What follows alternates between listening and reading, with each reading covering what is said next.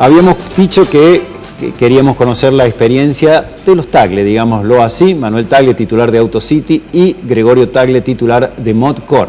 Tagle es un apellido que quizás en Córdoba, para quienes tienen algunos años, lo recuerdan como Vicente Mansi y M. Tagle. En realidad ese M. Tagle era el papá de Manuel, así que es un apellido que está muy vinculado a lo que tiene que ver con la venta de automóviles en Córdoba. Hola Manuel, un gusto que estés con nosotros. ¿Eso era años 70, 80?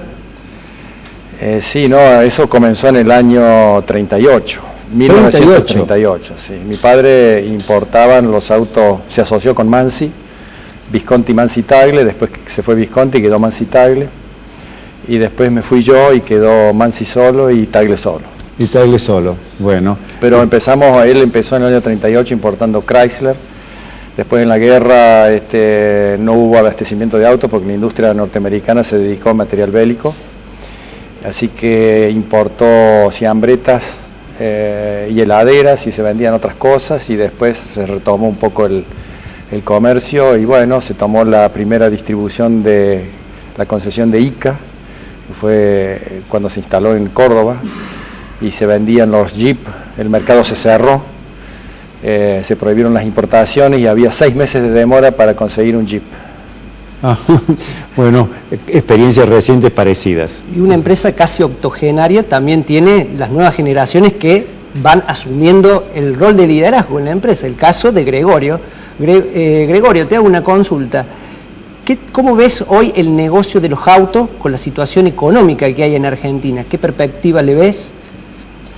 Bueno, las perspectivas las veo la verdad que bien, porque acompañan, creo, las perspectivas del nuevo gobierno y las políticas económicas y las señales claras que se están dando a nivel macroeconómico. Eso creo que va a impactar en el sector nuestro también. Venimos de años, de los últimos años en que la economía ha estado fuertemente trabada y encepada, y eso en el negocio del auto fue grave. Tuvimos desabastecimiento, sí, producto de la falta de divisas, y eso provocó dificultades para los clientes y para nosotros como vendedores de autos. Un problema de disponibilidad para aquellos que querían adquirir, por ejemplo, una unidad 0 kilómetro, ¿era alguno de esos inconvenientes? Sí, en los últimos años, ¿no? Al principio hubo un estímulo al consumo muy fuerte, el plan de Kirchner era un estímulo al consumo.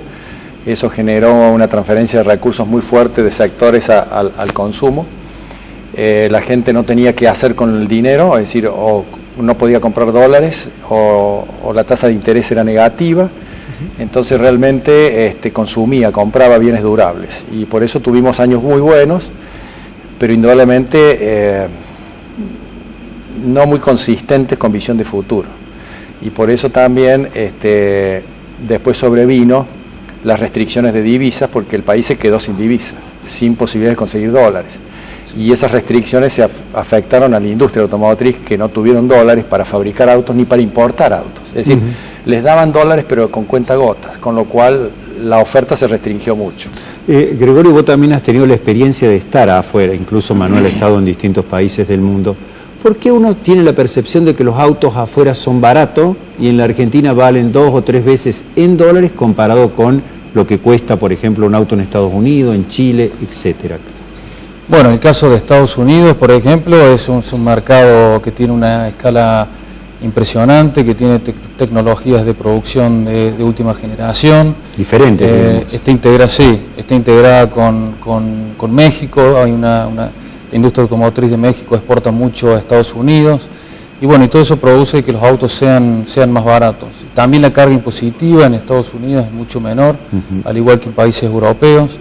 En Argentina hay una protección muy grande al sector, con lo cual también hace que los precios sean más altos y una carga impositiva en Argentina más alta que en otros países. Manuel. Sí, fundamentalmente un mercado cerrado comparado con los mercados abiertos, que son más competitivos y que los precios tienden a la baja. Pero si se abriera el mercado, digamos, habría a lo mejor muchísimas de las 11 terminales que están instaladas en el país, creo que es 11 el número exacto, me parece que tendrían muchos problemas de funcionamiento y eso generaría una menor ocupación en el país. Ese es uno de los grandes argumentos de los industriales en la Argentina. Pero realmente yo creo que el país no puede seguir sobreviviendo protegiendo a los industriales, a los empresarios a costa del consumidor en la Argentina. Creo que lamentablemente en el futuro el país va a tener que abrirse y va a tener que favorecer al consumidor y no tanto a los empresarios, a los industriales. Eso tiene que hacerse con prudencia, tiene que hacerse con un método, con una planificación, pero inexorablemente el país va hacia una apertura, hacia una mayor competencia, hacia una mayor disponibilidad de productos para el consumidor.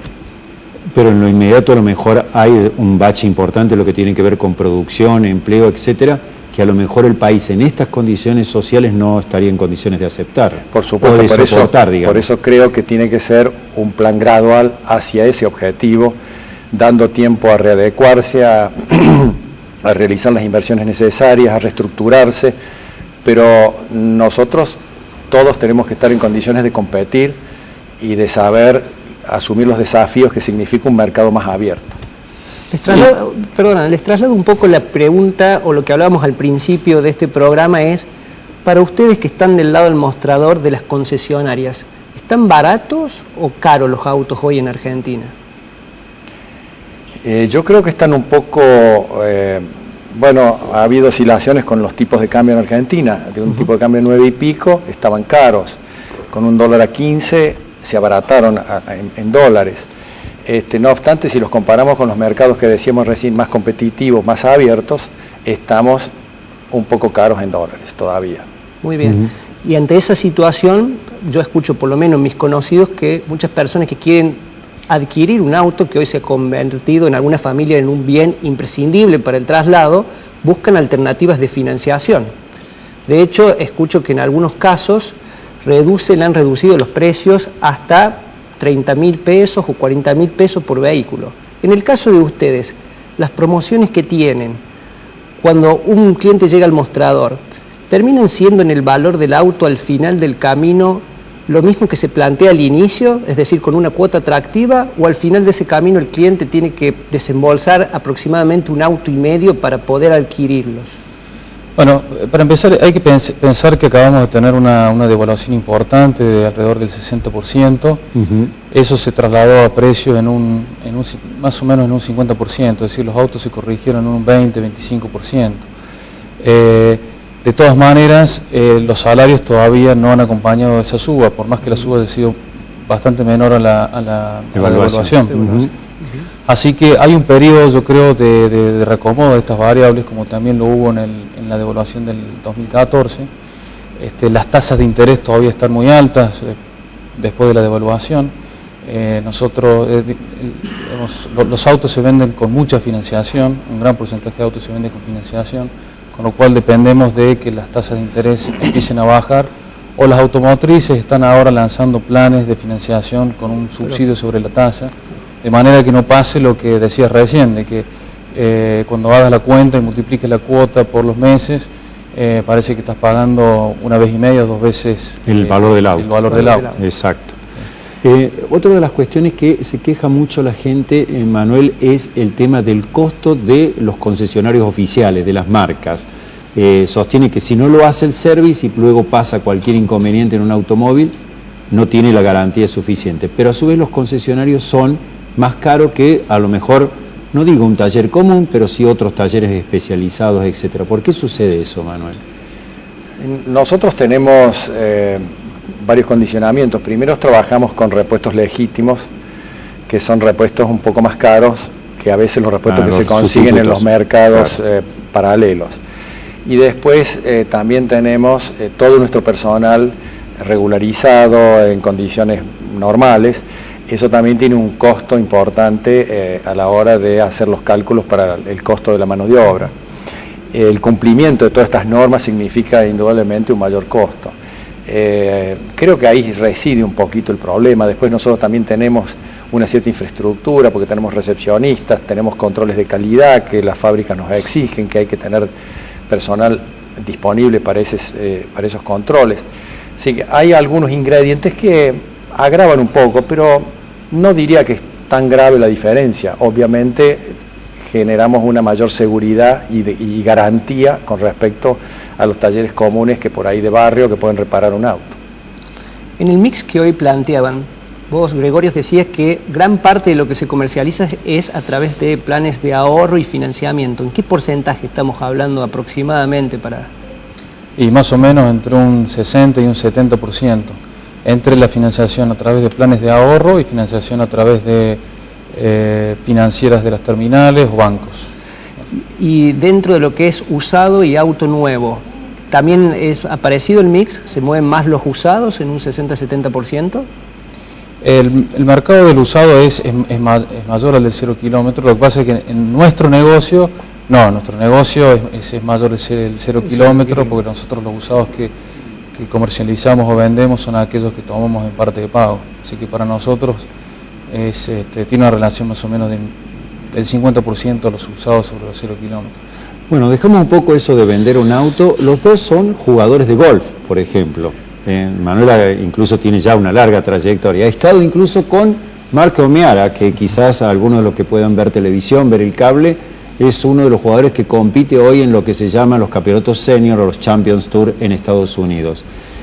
¿Qué experiencia te ha dejado el golf a la hora de tus negocios? Porque vos decís, a mí me gustaba más vender que ser un administrativo cuando comencé en esta actividad.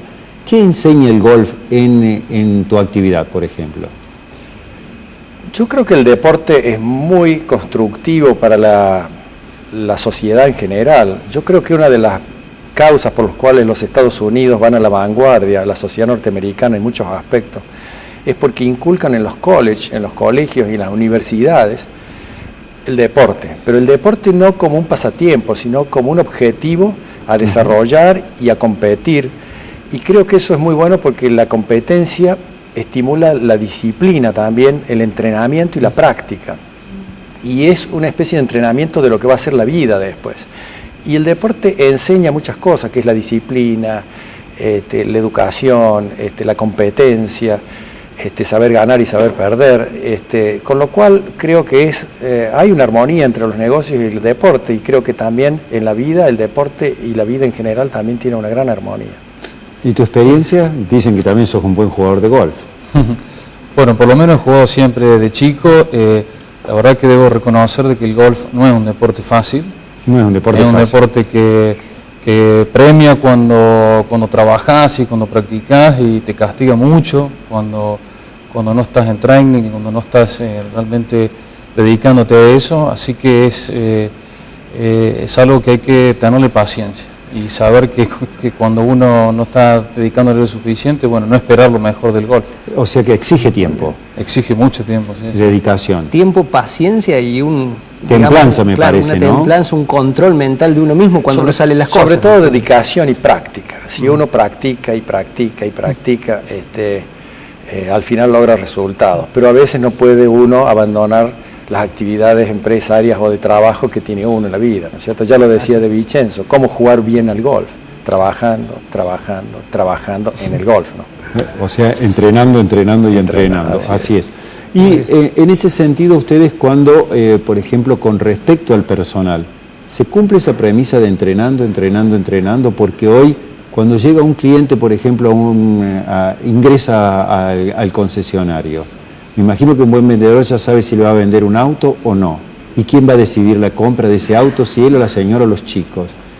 Bueno, creo que la capacitación es básico para el desempeño de las empresas. Nosotros dependemos del personal. No somos nada si no tenemos un personal adecuado, entrenado y capaz para cumplir con los objetivos. Y creo que nosotros nos dedicamos mucho a capacitar a nuestro personal, inculcarles la filosofía de nuestra empresa, que es la seriedad, la corrección,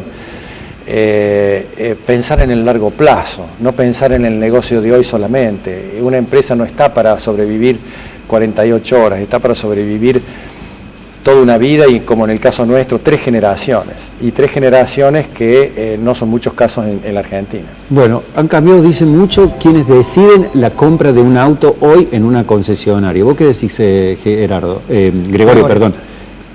¿Decide el hombre, decide la mujer, deciden los chicos? Siempre la mujer es la que decide. Siempre la mujer. ¿Sí? Porque han comenzado, dice, a influir mucho los jóvenes porque les gusta la tecnología en los autos. Sí, bueno, siempre se dice que la mujer influye mucho, tan es así que cuando uno ve que un cliente entra con la mujer, uno dice dice que hay más chance de venderle a ese cliente que si entra solo, porque ya la mujer es un factor importante en la decisión. No tiene que consultarle después a la mujer. No tiene que ir a la casa y hacer una segunda consulta. Claro. Los chicos sí, por supuesto que también influyen mucho. El auto es algo que se vende muy emocionalmente, además de lo racional, pero gusta por el estilo, por la estética, por la tecnología que trae adentro. Entonces los chicos cada vez más se interesan por los autos y opinan, y bueno, los padres también son muy influenciables. Después, así es. Hoy pesa mucho la opinión. Bueno, muy bien, le agradecemos a los Tagle que hayan compartido unos minutos con los tureros.